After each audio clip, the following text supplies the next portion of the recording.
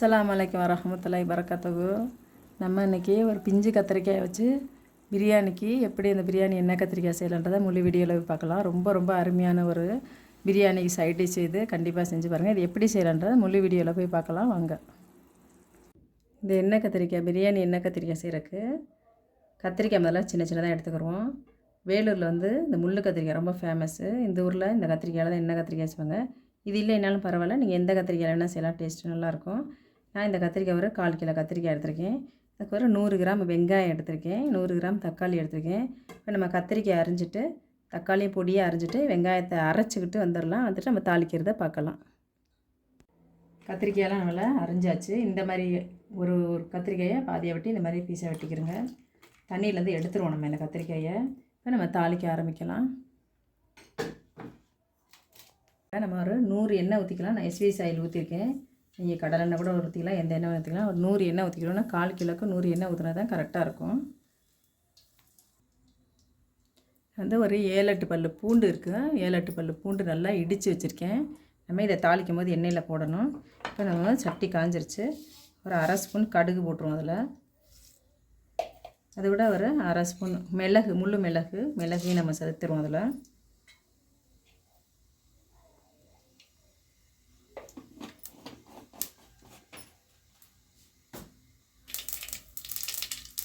கடுகு பொரியட்டும். கடுகு பொரிஞ்சோடனே நல்லா பொரியணும் கடுகு.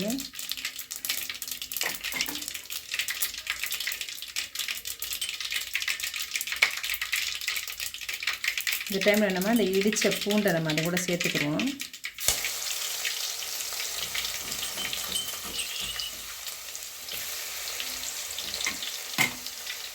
அது மாதிரி வெந்தயமும் சீரகத்தையும் ரெண்டையும் சேர்த்து பொடிச்ச ஒரு 1/2 ஸ்பூன் அந்த தூளை போட்டுக்கிறோம். நம்ம அதில் போட்டு வெங்காய பேஸ்ட்டு நம்ம அரைச்சி வெங்காய பேஸ்ட்டையும் கொஞ்சமாக போட்டுக்கிடுவோம். அது வாசனைக்கு தான்.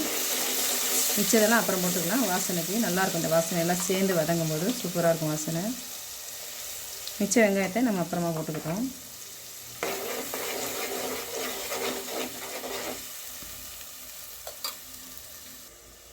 இப்போ நம்ம கருவேப்பிலை ஒரு 6 கருவேப்பிலை போட்டுக்கிடுவோம்.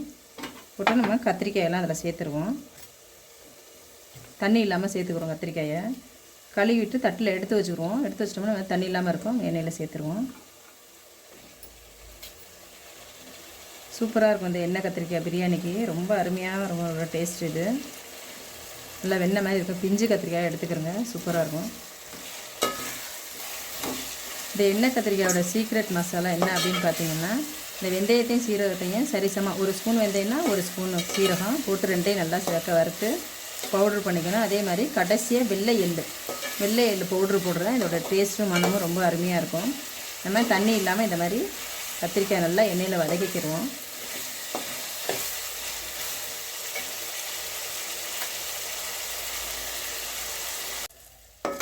இப்போ இந்த அளவுக்கு வதங்கிடுச்சு கத்திரிக்காய். பாதி அளவுக்கு வதங்கிடுச்சு. இந்த டைமில் நம்ம கொஞ்சம் மிளகாத்தூள் சேர்த்துக்கிறோம். அதில் நல்லா கலராக இருக்கும். நல்ல கலரான ஒரு மிளகாத்தூள் எடுத்துக்கிறோங்க. 1/2 ஸ்பூன் நம்ம இஷ்டம் தான். காரம் நம்ம விருப்பத்துக்கு தகுந்த மாதிரி போட்டுக்கலாம். ஒரு 1/2 ஸ்பூன் மிளகாத்தூள் நான் போட்டிருக்கேன். இந்த டைமில் நம்ம இந்த தக்காளி வச்சுருக்கோம் பாருங்கள். அரிஞ்சு தக்காளி பொடியே அரியணும். பொடியை அரிஞ்சு இந்த தக்காளி நம்ம அதில் சேர்த்துருவோம்.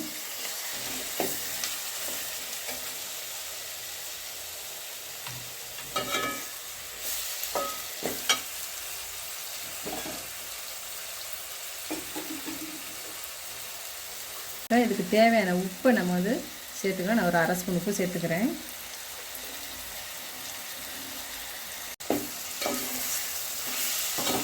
நல்லா வதக்கிக்கிறோம். தக்காளி நல்லா மசிஞ்சிடணும். தக்காளி நம்மளுக்கு இந்த டைமில் இந்த மிச்சம் வச்சுருந்த வெங்காயத்தையும் நம்ம அதை கூடவே சேர்த்துருவோம்.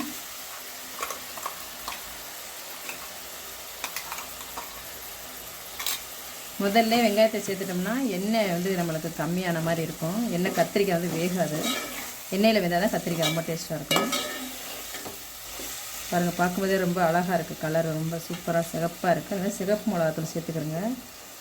அந்த டைமில் நம்ம ஒரு 1/4 ஸ்பூன் மஞ்சத்தூள் சேர்த்துறோம். அதுலேயே மஞ்சத்தூள் சேர்த்துடலாம். சேர்த்துட்டு நம்ம அப்படியே ஒரு மூடியை போட்டு சிம்மில் வச்சு மூடி வச்சிடலாம். கொஞ்சம் நேரம் பொறுத்து பார்த்தோம்னா நம்மளுக்கு தக்காளியாக நல்லா கரைஞ்சி வெந்து சூப்பராக இருக்கும் நம்மளுக்கு. இப்போ நம்ம இதை மூடியை போட்டு அப்படியே மூடிடுவோம். சிம்மில் வச்சுக்கலாம். இப்போது ஒரு 10 நிமிஷம் பொறுத்து நம்ம திறந்து பார்க்கலாம். இப்போ உங்களுக்கு வந்து தண்ணி இல்லாமல் இருந்துச்சு, இப்போ நம்ம வெங்காயத்தில் இருக்க தண்ணி தக்காளி இருக்க தண்ணியில் வந்து தண்ணி விடும். சப்போஸ் அப்படி உங்களுக்கு தண்ணி இல்லை அப்படின்னீங்கன்னா ஒரு 1/2 கிளாஸ் தண்ணி ஊற்றி நீங்கள் கத்திரிக்காயை வேக வச்சுக்கிடலாம். இப்போ ஒரு பரட்டிக்கிறோம் நடுவில். இன்னொரு 5 நிமிஷம் இருக்கட்டும். 5 நிமிஷம் பொறுத்து அது நம்ம புளி ஊற்றி கடைசியாக நம்ம கொதிக்க விட்டுக்கலாம். அது வரை இன்னும் ஒரு 5 நிமிஷம் அப்படியே இருக்கட்டும் கத்திரிக்காய். உங்களுக்கு தண்ணி பற்றலாம் நீங்கள் தண்ணி ஊற்றிக்கிடலாம். இல்லைன்னா நீங்கள் அப்படியே சிம்மிலே வச்சு இன்னும் ஒரு கொஞ்சம் நேரம் ஒரு 5 நிமிஷம் இருக்கட்டும். நம்ம பெரட்டி விட்டாச்சு. ஒரு 5 நிமிஷம் பொறுத்து திரும்பி பார்க்கலாம். இப்போ நம்ம 5 நிமிஷம் ஆயிடுச்சு, திறந்து பார்க்கலாம். கலர் மாறிடுச்சு பாருங்கள், கத்திரிக்காய் வெந்துருச்சு. இப்போ நம்ம எலுமிச்சம்பழம் அளவு புளியை திக்காக கரைச்சி ஊற்றிக்கிறோம். நம்ம அதில்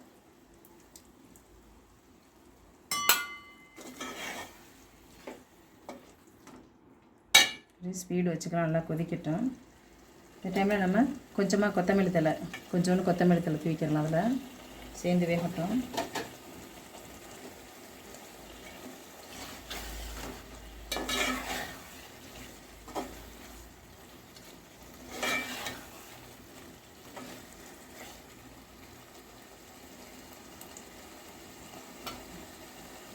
இப்போ நம்ம புளியெல்லாம் சேர்த்தாச்சு, நல்லா கொதிக்குது, பச்சை வாசனை போயாச்சு. இப்போ இந்த டைமில் நம்ம 1 ஸ்பூன் வெள்ளை எண்ணெய் பொடி பண்ணி கடைசியாக சேர்த்துக்கணும். நல்லாயிருக்கும் வாசனையாக. வறுத்துட்டு வெள்ளை எண்ணெய் வறுத்துட்டு பொடி பண்ணி கடைசியாக சேர்க்கணும். அது ரொம்ப வாசனை டேஸ்ட்டு ரொம்ப நல்லாயிருக்கும். வீட்டில் யாராவது முழுகாமல் இருந்தாங்கன்னா அதை சேர்க்காதீங்க, அப்போது நல்லா டேஸ்ட்டு தான் இருக்கும். இருந்தாலும் வெள்ளை எண்ணெய் போட்டால் அதோடய டேஸ்ட் ரொம்ப தனியாக நல்லாயிருக்கும். இப்போ நம்ம அப்படியே வச்சு ஒரு சிம்மில் ஒரு 5 நிமிஷம் இருக்கட்டும். எண்ணெய் எல்லாம் பூரா பிரிஞ்சு வந்துடும். ஒரு 5 நிமிஷம் அப்படியே நீக்கி வச்சு ஒரு 5 நிமிஷம் ஃபுல்லாக ஸ்லோவில் வச்சிடலாம். 5 நிமிஷம் ஆயிடுச்சு, நம்ம திறந்து பார்க்கலாம். நம்ம கத்திரிக்காயெல்லாம் நல்லா சூப்பராக வெந்து எண்ணெய் பிரிஞ்சு வந்தாச்சு. அவ்வளோதான்.